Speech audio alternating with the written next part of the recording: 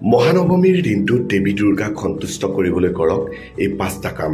Number 1, মহানৱমীৰ দিনত পুৱা স্নান কৰি শুচি শুদ্ধ হৈ দেৱী দুৰ্গাৰ পূজা কৰক। দুৰ্গা মাৰ মূৰ্তিৰ সন্মুখত ফুল, ধূপ, দীপ আৰু নৈবেদ্য অৰ্পণ কৰক। নম্বৰ 2, মহানৱমীৰ দিনটোত কুমাৰী পূজা অতি পবিত্ৰ কাৰ্য। 2 পৰা 10 বছৰৰ ভিতৰৰ এগৰাকী কুমাৰীক দেৱীৰ স্বৰূপ হিচাপে পূজা কৰক। নম্বৰ 3, এই দিনটোত দান কৰাটো অতি শুভ। দৰিদ্ৰ বা অসহায় লোকক খাদ্য, কাপোৰ বা ধন দান কৰক। নম্বৰ 4, দেৱী দুৰ্গাৰ মন্ত্ৰ যেনে ওম দুম দুৰ্গাই নমঃ বা ওম জয়ন্তী মংগলা কালী ভদ্ৰকালী কপালিনী আদি জপ কৰক। নম্বৰ 5, মহানৱমীৰ দিনটোত উপবাস পালন কৰক। সম্ভৱ হ'লে সম্পূৰ্ণ বা আংশিক নিৰামিষ ভোজন গ্ৰহণ কৰক আৰু নেতিবাচক চিন্তা বা কৰ্মৰ পৰা বিৰত থাকক।